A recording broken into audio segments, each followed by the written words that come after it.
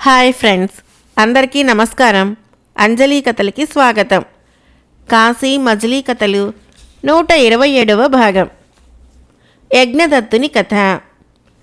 కాంపిల్యం అనే నగరంలో అగ్నివర్మ అనే బ్రాహ్మణుడు వేదాంగ పారంగతుడై భార్య సుశీలతో కలిసి అనేక యాగాలు చేసి దీక్షితుడు అనే పేరు పొందాడు.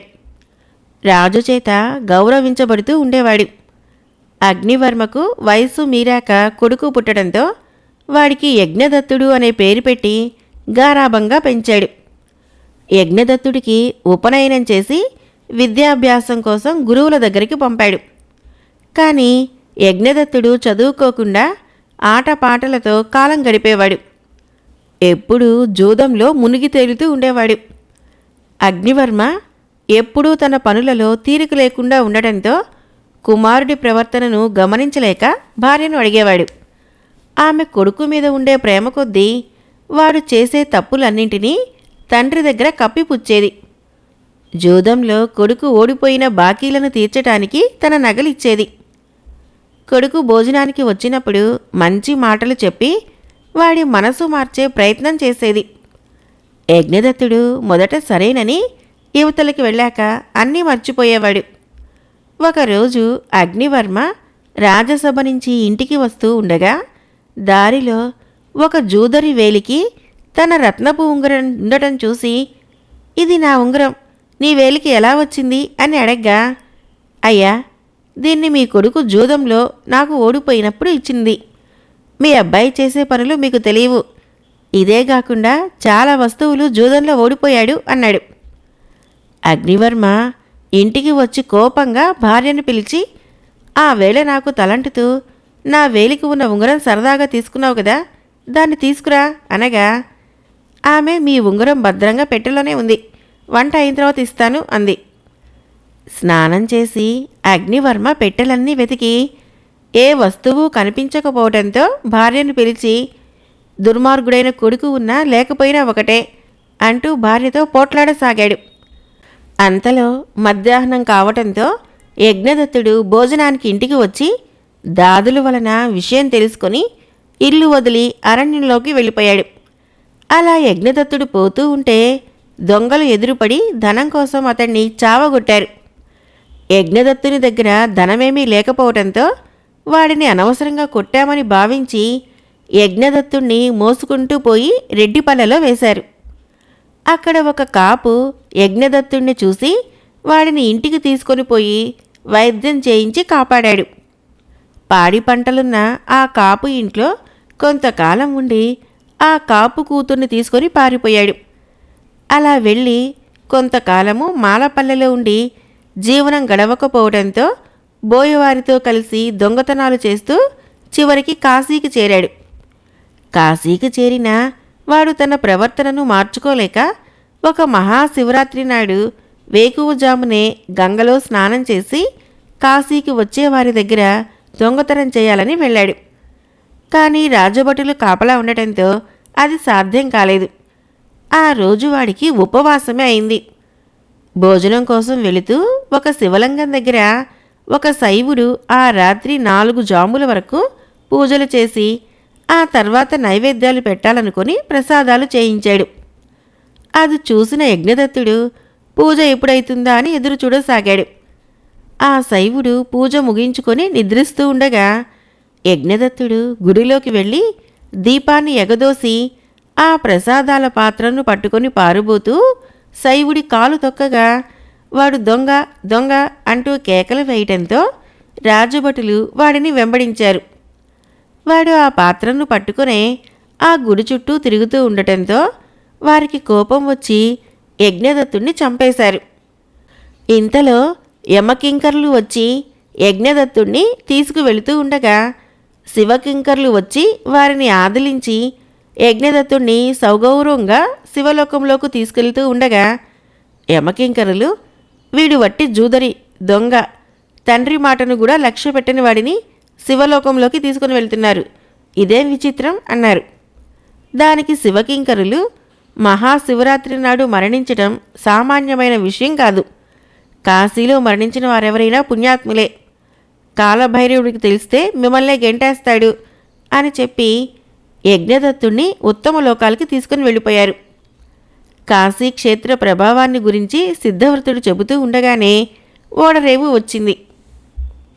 మరికొన్ని రోజులకు ఇంద్రమిత్రుడు కొడుకు దేశాంతరం వెళ్ళాడని తెలిసి వాడిని వెదకటానికి ప్రయాణమైన రాజుని వద్దని వారించి తాను వెళ్ళి తీసుకువస్తానని సిద్ధార్థుడు ఉత్తరం వైపుగా వెళ్ళి వారి జాడలు తెలుసుకుంటూ చివరకు కాశీపురం చేరుకున్నాడు.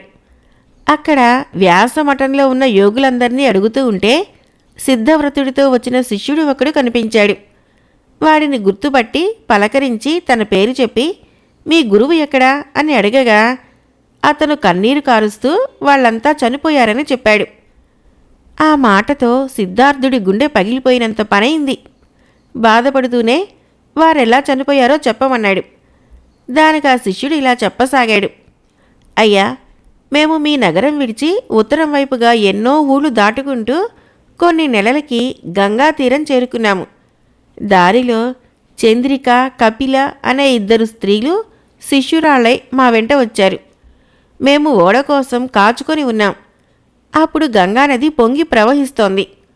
మా గురువు కాశీపుర ప్రభావాన్ని వర్ణించి చెబుతూ ఉంటే మేము శ్రద్ధగా వింటున్నాం. అంతలో నాకు దేహబాధకు పోవలసి రావటంతో నేను వారికి చెప్పకుండానే అవతలికి వెళ్ళాను. తిరిగి వచ్చేటప్పటికి వారు ఓడ ఎక్కి అవతలి తీరానికి వెళుతున్నారు. అంతలో పెద్ద గాలి, వాన రావటంతో నేనక్కడ ఉండలేక దగ్గరలోని పల్లెకు వెళ్ళాను. అక్కడున్న పల్లెవాళ్ళు గాలి విసురుకి ఓడ మునిగిపోయిందని, దానిలోని ప్రయాణికులందరూ చనిపోయారని చెప్పుకోవటం విన్నాను. నేనెంతో బాధపడుతూ పొద్దున్నే గంగ దగ్గరికి వెళ్ళాను. ఆ వేళ మరో నావ రావటంతో వారిని అడగ్గా వాళ్ళు ఇలాంటి ఉపద్రవం మునిపెన్నడూ జరగలేదని, ఓడలోని వారందరూ చనిపోయారని చెప్పారు. నాకింకా ఆయువు ఉండబట్టి నేను ఆ ఓడ ఎక్కలేదు అనుకొని వాళ్ళ కోసం బాధపడుతూ ఈ వ్యాసమఠానికి వచ్చి కాలక్షేపం చేస్తున్నాను. నాకు మళ్ళీ అలాంటి గురువు దొరకలేదు. రాకుమారుడు ఇంటి దగ్గర సుఖంగా ఉండలేక లేనిపోని ఆలోచనలు పెట్టుకుని ఇక్కడికి వచ్చి శవమయ్యాడు. అందరికీ ఇక్కడే చనిపోవాలని రాసి ఉంటే ఎలా తప్పుతుంది అన్నాడు. సిద్ధార్థుడు కాశీరాజు కొలువునకు వెళ్ళి తన వివరాలు చెప్పి పడవ ప్రమాదంలో చనిపోయిన వారి చిత్రపటాలను చూపమని కోరగా సిద్ధవ్రతుడు చంద్రిక, కపిలల చిత్రపటాలని శిష్యుడు చెప్పిన గుర్తుల ప్రకారం పోల్చుకున్నాడు. కానీ వాటిలో మోహనుడి చిత్రపటం మాత్రం కనిపించలేదు. ఆ వేళ పడవలో మునిగిపోయిన వారందరూ దొరికారా అని అడిగితే దొరకని వారు గంగపాలై ఉంటారు అని ఉద్యోగి చెప్పటం విని సిద్ధార్థుడు బాధపడి ఇంటికి వెళ్ళలేక విషయమంతా తన స్నేహితుడు ఇంద్రమిత్రుడికి పత్రిక వ్రాసి పంపించాడు. పిచ్చివాడిలాగా ఊరూరు తిరగసాగాడు. ఒకనాడు సిద్ధార్థుడికి ఇంటి దగ్గర మోహనుడు చెప్పిన మాట గుర్తుకు వచ్చి వెంటనే విశ్వేశ్వరుడి ఆలయానికి వెళ్ళి అక్కడ గోడలన్నీ పరిశీలించి చూడగా భైరవుడి విగ్రహం కింద ఒక పద్యం రాయబడి ఉంది. ప్రయత్నించిన పని ఓపికతో చెయ్యాలి. ఆపదలు ఎదురైనా ఒక్కొక్కప్పుడు అవి మేలే చేస్తాయి. ఈ పద్యాన్ని మోహనుడే రాశాడని తెలుసుకొని దాని భావం గురించి ఆలోచిస్తూ మోహనుడు ఈ పద్యాన్ని ఎప్పుడు రాసి ఉంటాడు? ఓడలో మునిగిపోయినవాడు తీరం చేరి ఉండకపోతే ఈ పద్యం ఎలా రాయగలుగుతాడు? చాలా ఆశ్చర్యంగా ఉంది. ఈ రాత అతనిదే. దీనిని బట్టి చూస్తే మోహనుడు బ్రతికే ఉన్నాడని తెలుస్తోంది అని ఆలోచిస్తూ కొన్నాళ్లు కాశీలోనే ఉండి అతడి కోసం వెతకసాగాడు. సిద్ధార్థుడు ఒకరోజు కాశీపురం వీధుల్లో తిరుగుతూ ఉంటే ఒక బండి వెనక ప్రజలు గుమిగూడి దేవకన్యలు దేవకన్యలు అని అరవసాగారు. ఆ కేకలు విని సిద్ధార్థుడు కూడా ఆ గుంపులో చేరి వాళ్ళను చూడసాగాడు. ఆ బండిలో 2 స్త్రీలు తెరలు వేసుకుని బయటవారికి కనపడకుండా వెళుతున్నారు. తెర సందుల్లో నుంచి ఆ స్త్రీలను జనం వింతగా చూస్తున్నారు. ఆ స్త్రీలు పొద్దున్నే గంగా స్నానం చేసి వెళ్తూ బండి దిగి బసలోకి వెళ్తూ ఉండగా తళుక్కుమని మెరుపు తీగల్లా మెరిసేసరికి వాళ్ళు దేవతల్లా కనిపించారు. అదీగాక విశ్వేశ్వర స్వామి దర్శనార్థము దేవతలు దేవతా స్త్రీలు రావటం అనేది సహజమే. సిద్ధార్థుడా బండివాణ్ణి వెంబడించి వారి గురించి ఆరా తీయగా, ఓ సొగసుగాడు వీరి భర్త కాబోలు, నేటి సాయంత్రము 3 గంటలకు తిరిగి బండి తెమ్మన్నాడు అని చెప్పాడు. ప్రజలు ఆ సమయాన అక్కడ మూగి ఉండగా ఆ పురుషుడు ఆ ఇద్దరినీ తనతో పాటు ఆ గూడుబండిలోకి ఎక్కించాడు. సిద్ధార్థుడికి ఆ దరిదాపులకి వెళ్ళటానికి వీలు పడింది కాదు. అప్పుడతడు మోహనుడు కాశీయాత్రకొచ్చి ఓడతో కూడా మునిగిపోయాడని జనులు అనుకుంటున్నారని, తాను అతడి మిత్రుడైన సిద్ధార్థుడునని అర్థం స్ఫురించే పద్యాన్ని ఒక పత్రిక మీద వ్రాశాడు. ఆ రాసిన పత్రికను బండి సందుల్లో నుంచి లోపలికి తోశాడు. కొద్ది క్షణాల్లో బండి ఆగింది. సిద్ధార్థుణ్ణి బండి ఎక్కించుకున్నాడు ఆ పురుషుడు. వాళ్ళు, ఆ స్త్రీలు అతన్ని నవ్వు ముఖంతో చూస్తూ ఉండగా సిద్ధార్థుడు, మహాపురుష, నువ్వు నా ప్రాణమిత్రుడివైన జగన్మోహనుడి వలె ఉన్నావు. గంగలో మునిగి స్వర్గం నుంచి దేవకన్యలను పరిగ్రహించి ఈ పుణ్యభూమి మీదకి తిరిగి వేంచేయలేదు కదా. నీ వృత్తాంతం చెప్తే విని ఆనందించగలను అన్నాడు. నువ్వు ఊహించింది నిజమే అన్నాడు జగన్మోహనుడు. ఏమేమి? నువ్వు నా ప్రాణమిత్రుడు మోహనుడివే కదా అని మరోసారి కంఠస్వరాన్ని బట్టి స్థిరపరుచుకొని ఆనందంగా ఆలింగనం చేసుకున్నాడు. మిత్రమా, నేను జగన్మోహనుడినే. లేలే, నువ్వన్నట్లుగా స్వర్గం దర్శించాను. నా కోరిక తీరిందిలే అనేసరికి సిద్ధార్థుడు ఆనందం పట్టలేక ఆ వృత్తాంతం చెప్పమన్నాడు. అదంతా పెద్ద గాథ. మనము విశ్వనాథ దర్శనానంతరము బసకు వెళ్ళాక చెబుతాను అన్నాడు. పరివారం లేనందువలన సిద్ధార్థుడే అక్కడ చుట్టుముట్టి చూడటానికి ఎగబడుతున్న ప్రజలను ఆదలించి దారి ఏర్పరిచి జగన్మోహనుడికి దేవకన్యలను విశ్వనాథ దర్శనం చేయించి బసకు తిరిగి తీసుకుని వచ్చాడు. తర్వాత జగన్మోహనుడు మిత్రునికి తన వృత్తాంతం ఇలా చెప్పనారంభించాడు. మిత్రమా, ఓడ మునిగే వరకు జరిగిన కథ నీకు తెలిసిందే కదా. ఆ తర్వాత జరిగింది విను. గాలి విసురుచేత ఓడ బోర్లా పడి నీటిలో మునిగిపోయింది. నేనా గంగా ప్రవాహంలో పడి కొట్టుకుపోసాగాను. కాశీ విశ్వనాథుణ్ణి దర్శించిన తర్వాతనైనా నాకీ మరణం కలిగితే బాగుండేదని, వచ్చే జన్మలోనైనా నాకు నీ దర్శన భాగ్యం ప్రసాదించమని, నా వల్ల ఈ స్త్రీలు సన్యాసి బలవన్మరణం పొందేలా ఉన్నారు గనక వారికి ఉత్తమగతులు కలిగేలా చేయమని మనసారా భగవంతుడైన ఆ పరమేశ్వరుణ్ణి ప్రార్థించాను. ఈదటానికి ప్రయత్నించి చేతులకు దొరికిందేదో పట్టుకుందామనుకునేలోగా అది నున్నగా గోడవలే ఉండటంతో దాని వెంబడి కొంత దూరం కొట్టుకొని పోయి జలస్తంభన విద్యతో నీట్లో మునిగి తపోదీక్షలో ఉన్న యోగి పుంగవుని కాళ్ళ దగ్గరకు చేరాను. ఆ తర్వాత నాకు స్పృహ లేదు. తెలివొచ్చేసరికి నన్ను రక్షించింది ఆ యోగీంద్రుడేనా, మరో యోగీశ్వరుడా నన్ను ఒడ్డున పడేసింది అర్థం కాలేదు. కానీ ఆ సిద్ధుడు చిద్విలాసంగా చూడగా అది కళ నిజమా అని నేను భ్రాంతి పడుతూనే ఆయనతో నా వృత్తాంతమంతా చెప్పాను. దానికి ఆ యోగీశ్వరుడు నవ్వుతూ, వత్స, ప్రపంచమే స్వప్నం, సంసారం ఒక ఇంద్రజాలం, అవి సత్యమైనవి కావు, అదే పెద్ద భ్రాంతి. అంత్యకాలంలో నువ్వు విశ్వనాథుణ్ణి ఆ సిద్ధుణ్ణి ధ్యానించావు కనుక నీ కోరిక తీరుస్తాను అన్నాడు. సిద్ధవ్రతుడు చెప్పిన యోగి అతడేనా అని నేను అనుకుంటూ ఉండగానే అతడు తన వెనకనేనున్న కాశీపురానికి ఈశాన్యంగా క్రోసడు దూరంలో ఉన్న తన పర్ణశాలకు తీసుకుని వెళ్ళి సిద్ధౌషధం గల ఒక బరిణెనిచ్చి, ఇందులో ఉన్న పసరు నేను నీ ఇష్టం వచ్చిన చోట్లకు తీసుకువెళ్తుంది. అయితే అది 3 సార్లకు మాత్రమే పరిమితం. నీ కోరిక సిద్ధిస్తుంది పో అని అంతర్ధానమైపోయినాడు. నేను మహదానందంగా బరిణను భద్రపరుచుకుని గంగా తీరానికి వచ్చి స్నానం చేసి విశ్వనాథుణ్ణి అర్చించి కళ్ళు మూసుకొని జై పరమేశ్వర అంటూ ఆ దేవుణ్ణి ప్రార్థించాను. విశ్వనాథుని దయ వల్ల ప్రాప్తించిన దివ్యలోక దర్శన సాధనము ఆ క్షణాన నా దగ్గర ఉన్నందున ఈ భక్తున్నీక ఇటుపై కథ ఏ రీతిన నడిపిస్తావో కదా అని మనసులోనే అనుకున్నాను. సాయంత్రమైంది. సూర్యుడు పడమటి కొండల్లోకి పోతున్నాడు. క్రమంగా చుక్కలు ఒక్కొక్కటిగా ఆకాశంలో దర్శనమిస్తున్నాయి. సూర్యలోకానికి వెళ్ళనా, చంద్రలోకానికి వెళ్ళనా? సూర్యలోకంలోకి వెళ్తే ఆ వేడికి దగ్ధమైపోతాను. చంద్రలోకానికి వెడితే మంచు ముద్దలా తడిసిపోతాను. తూర్పు పడమరలకి పోరాదు. ఉత్తరాన ఉన్నది మంచు.